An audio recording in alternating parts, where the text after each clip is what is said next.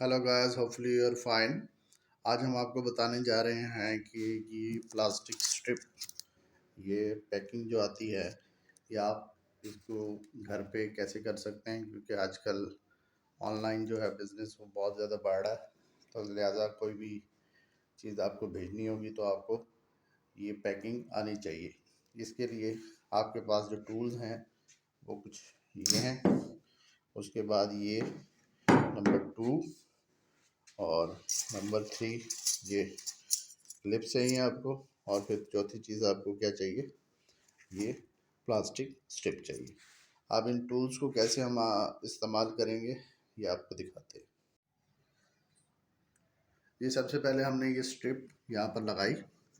Strip को थोड़ा सा आपने क्या करना है, लूज़ रखना है। और लोअर जो स्ट्रिप है उसको आप देखें, इसको हमने ये इसके सबसे नीचे वाले हिस्से में से गुजारना है।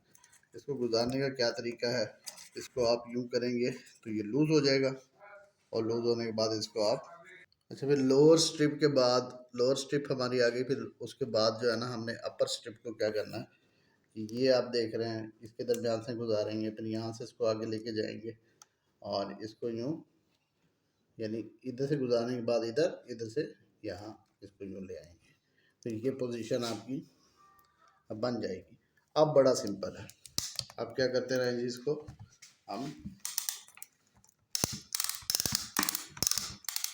अब जैसे जैसे देखेंगे ये इसको हम घुमाएंगे तो ये साफ होना शुरू हो जाएगी।